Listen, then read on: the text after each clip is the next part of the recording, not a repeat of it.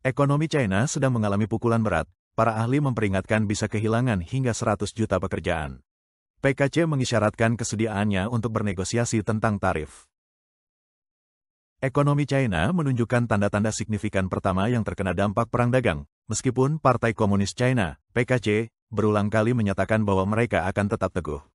Pada tanggal 1 Mei Kementerian Perdagangan melunak dan menyatakan bahwa mereka sedang mengevaluasi negosiasi dengan AS mengenai tarif.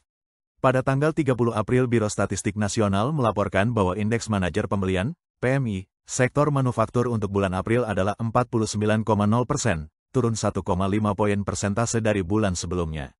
Ini menunjukkan kontraksi dalam aktivitas manufaktur, menandai level terendah sejak Desember tahun 2023. Indeks pesanan ekspor baru juga turun tajam menjadi 44,7, yang merupakan yang terendah sejak PKC menghentikan kebijakan nol COVID pada Desember tahun 2022.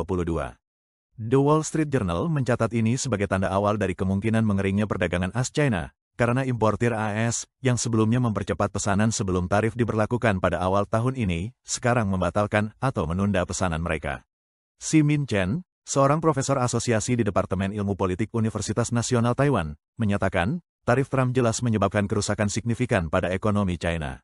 Data resmi jelas meremehkan dampaknya. Sumber asing menunjukkan penurunan yang kemungkinan lebih dari 2 kali lipat dari yang ditunjukkan angka resmi.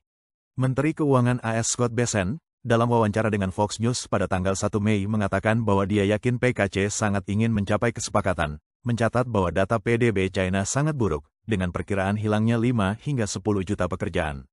Kolumnis Epoch Times Wang He berkomentar, masalah yang lebih besar adalah bahwa AS sedang bernegosiasi tentang tarif dengan puluhan negara lain, yang berpotensi membentuk aliansi tarif yang mengecualikan PKC.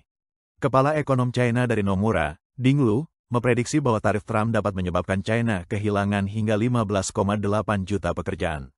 Chen Ximin menambahkan, ini hanya mencakup pekerjaan yang terkena dampak langsung. Banyak perusahaan ekspor China mempekerjakan sejumlah besar pekerja lepas, mungkin lebih dari 100 juta orang. Pekerja ini, begitu menganggur, tidak termasuk dalam data ketenagakerjaan resmi. Ini akan berdampak besar pada masyarakat China. Nada PKC yang melunak dalam beberapa hari terakhir menunjukkan mereka menyadari hal ini. Pada tanggal 29 April, Kementerian Luar Negeri PKC merilis video yang mengklaim bahwa mereka tidak akan berlutut. Namun, pada hari berikutnya, laporan muncul bahwa Beijing diam-diam telah mencabut tarif pada 131 kategori produk AS. Pada tanggal 1 Mei 3 akun media sosial yang terkait dengan PKC memposting bahwa pejabat AS telah memulai kontak untuk membahas masalah perdagangan. Kementerian Perdagangan mengonfirmasi bahwa mereka sedang mengevaluasi negosiasi tarif dengan AS. Chen Ximin mencatat, PKC, terutama Xi Jinping, terobsesi menyelamatkan muka. Mereka menggambarkan seolah-olah AS memohon untuk bernegosiasi dan mereka dengan enggan menyetujuinya. Namun dalam sebulan terakhir, tarif telah menyebabkan kerusakan signifikan pada ekonomi dan masyarakat China. AS tidak ingin melihat China terjerumus ke dalam kekacauan, tambahnya. Itulah sebabnya Bessent mengatakan bahwa syarat-syarat negosiasi sudah ada di atas meja. Jika China menolak untuk bernegosiasi, PKC akan menanggung akibatnya.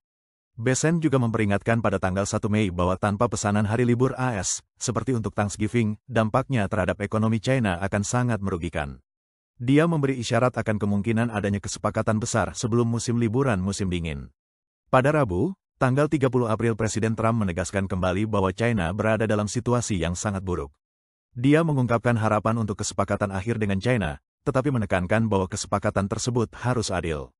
Presiden AS Donald Trump mengatakan, kita akan lihat apa yang terjadi selanjutnya. Ketika ditanya, apakah Anda senang? Dia menjawab, saya tidak senang. Saya ingin China sukses. Dan saya ingin semua negara sukses. Tetapi mereka harus memperlakukan kami dengan adil.